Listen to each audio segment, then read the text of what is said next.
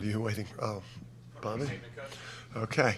Yeah, happy with some things. First of all, it's,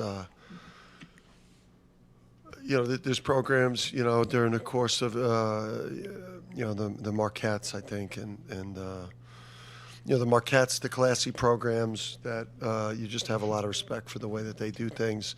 But the ultimate, for me, I've modeled so much of how I've tried to be, a coach and a college coach, but just by, watching and trying to model and learn as much as I can from Coach Izzo. So it's just awesome for us to be able to get an exhibition versus, one of the greatest coaches to ever do it in college, and then one of the classiest, winningest programs. So that was, I thought, a good physical test for us. There's obviously things I liked. I'm just trying to rack my brain for what I liked real quick. I love Jay Ross. I mean, I've seen that movie in my home a lot, streaming in my house. But I think that now that, let's hope that movie is now going to theaters so the public can see it. I mean, that's the Jaden Ross that we've seen on a daily basis a lot. And that was exciting to see that. And we need that, especially with Braylon out. So I love that.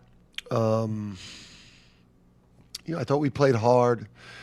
That obviously the fouls are an issue. They've been an issue in both games. But from what Coach Izzo was saying, I'm in my own little bubble. I don't really know what these free throw attempts have looked like in these other exhibition games. But he mentioned to me after the game that there's a lot of fouls being called in these exhibitions right now. And I just don't think that we want college basketball to start looking like the NBA, where people are dribbling into people and throwing it up at the basket. I think that the fans are not going to like that. And, so we fouled a lot. I'd say that a lot of it was a lack of discipline. And we've got to figure that out. Because I do think we're playing hard. We're much better defensively, even with Taris out, than we were last year. But we got to figure out the fouling thing. And I thought we had too many guys not play well today.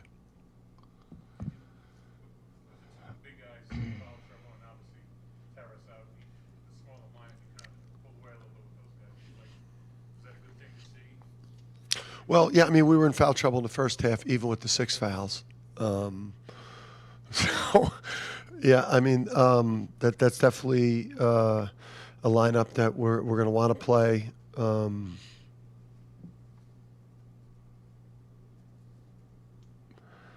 We got to stop fouling. I mean, I would say probably 10 or 12 of them were just like lack of discipline fouls. I mean, that's just, I'm doing a bad job, and I've got to coach better technique and discipline, and like we practice real hard, but then when you get to the game, we got to clean some things up. Maybe I got to start calling more fouls in practice. So. You guys decide it was going to be the 6 personal fouls, like was that before the game? Yeah, I mean, we talked with those guys because our staffs talk a lot, and I actually at halftime I tried to go over and ask for 8. Coach said. So he didn't want to do that. Jay, what do you make of what you see from the team in October? What? We didn't get that? It's just, I don't know. It's stupid. Yeah, I mean, we could say that, but like fans and media will definitely overreact. That's kind of the only downside of this, because it does give you a chance to get some jitters out. For Silas, it was his first time in a UConn uniform. Obviously made a couple threes early, but overall, I didn't love what we got. I think we're going to get great play from point guard. And I think it'll get better. But, yeah, I mean, I thought, for me, what I've gotten out of it was what I already knew, was that obviously when Taris gets back, that's going to make a huge difference. He's a huge factor on offense. I mean, he's going he's going to be a focal point offensively in a way that Adama was. And then, he's also, one of the best returning defensive players in the country, like a top 5 defensive rated player when he's not fouling. So he's going to make a huge difference. I think we've got, a team that when we're healthy, and as we develop throughout the year, that we could be a championship caliber team. We've got depth. The wings, again, like Jaden Ross, if he gives us something like that, when we've got this whole operation together, player-wise, got to get more out of Jay Stu. Jay Stu, we need him to take advantage of his minutes and to make that, that jump we need him to make as a junior. You mentioned This fucking guy with his one-handers. you try to learn as much as you can from Tom Izzo. What do you admire most about coaches after all these successes? Yeah, I mean, your grandfather, the coach that when you grow up in North Jersey and you play for your father and you grow up as a basketball guy in North Jersey, there's an edginess to, there's a confidence, there's a fire to how you coach and how demanding you are with your players and the standards you set, and you really, you change the lives of young men by making them tougher, by holding them accountable, and preparing them for how challenging life's going to be.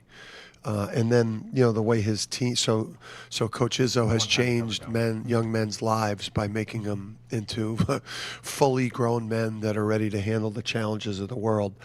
Plus his teams, they play unselfish, they play physical, they defend, they share the ball. He gets the most out of his personnel. After you play his teams, everyone in your team immediately is in the ice tub. Because of the physicality and just, the guy he's not a cheater, he's not a fake, he doesn't have like a fake persona with the media. Like who you think he is exactly who you see on TV. And there's a lot of phonies out there and he's not one of them. And so I've stolen his tactics. I've stolen his culture, I've stolen the way he leads. He's one of the best coaches to ever do it.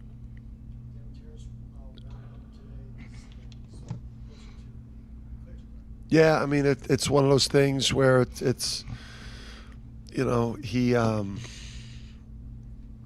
we've been here before where he got back into practice and then kind of tweaked something and it set us back another 2 weeks. So. Yeah, I mean, you leave it in the hands of the medical people that, and we really can't afford another setback where, that we start another process of 2 or 3 weeks more or longer. But he seems to be progressing back to the point where, he's got the potential, to be back out there for the next one or the one after that, hopefully.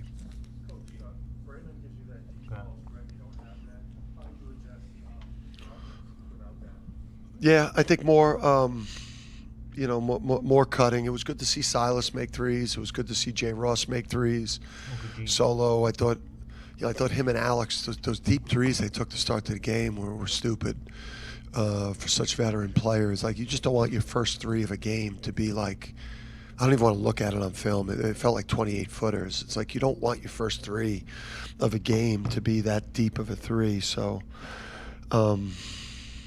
I would say that we got to we have an offensive system that, that we've got to tweak a little bit to play into the strengths of Jalen a little bit more, Jaden a little bit more, do less things to create three-point looks, more things to get people downhill, either in the mid-post with Jalen where he could go make a play, or get Silas or these guards downhill. They also don't have to use a lot of these off-ball screens to shoot threes.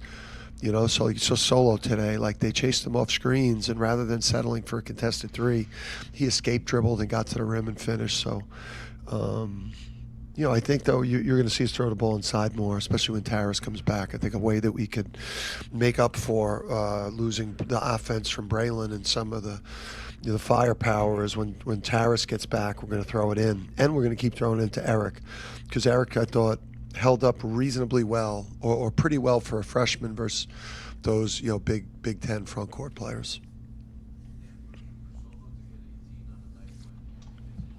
Oh, there you go. No.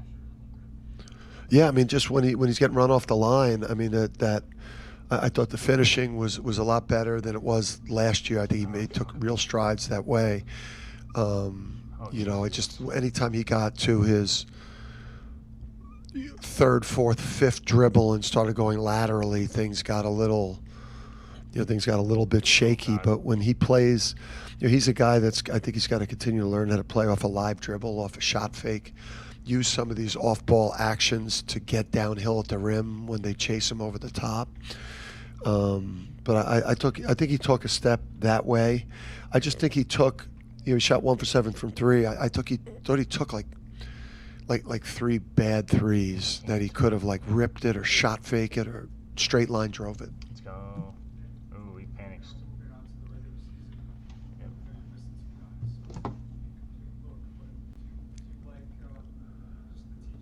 Yeah. Yeah. I mean, tonight we were missing 2 starters. We're missing a guy who's potentially, just a flamethrower in Braylon, who, is an excellent offensive player and one of the better perimeter defenders. And then Silas, who's obviously is focal point at both ends and a guy that could potentially have a Sonogo effect on the team, a Klingon effect as a starting center, potentially be one of the best centers in the country. So I'm happy. Obviously, I'm the fouls. I mean, that was a tough game. I mean, it was a very frustrating game. And it was a long game. I'm shocked. I said to the guys at halftime, we were like heading for a 3-hour game. So I guess we just shot the free throws quicker in the second half. But no, I love the team. I think this team's got a chance to be. Obviously, we got to get better. We got to clean up the fouling. We got to get better in ball screen defense, especially with Eric in the game. We had some breakdowns there. But yeah, I mean, this team. I feel like this team has got a chance to be a contending team this year, both in the Big East and we got a lot of answers. What do you like about Dwayne's toughness? I thought Dwayne played well. I don't know what he was doing. I want to watch the film. I don't know what was going on out there. If he was I just don't understand how and what he was doing to keep just fouling people, because like he had 4 rebounds in 10 minutes. He gives you a different look at center. Like he rolls and puts pressure on the paint and rolls because he's so quick and mobile, which opens up things on the perimeter. Or like I think Dwayne could really help the team. He was a battering ram today, or what? I don't know what. I got to see the fouls. I don't know what the hell he was doing, but I love that guy. I think that guy's really going to help this team win games.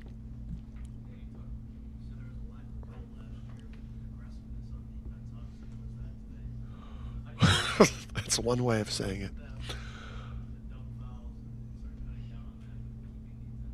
See, I thought a lot of our fouls were like trying to make a play on the ball. Whereas last year's fouls, we were victim. We were just getting driven on our heels and just kind of flailing at the ball, where I thought we were making like assertive mistakes, aggression mistakes, maybe trying to make too many plays on the ball, like being into the ball with too much physicality. You would much prefer to be in that situation and now try to like reel these guys back in with the aggression than the situation that we were in last year, where we literally just watched teams reverse the ball and drive the ball at will without any resistance. So we're putting up a great deal of resistance right now. We've just got to be able to apply that resistance without the lack of discipline fouls and obviously adhere to these new rules where we're potentially becoming the NBA, where it's like the guys are now dribbling into a defender that's guarding the ball, throwing their head back, throwing the ball up at the basket. I just don't know if the college fans are going to love those foul calls this year. We'll see how that goes. No edging this game. It's a wild thing to say. Yeah, let's end on that. All right, guys.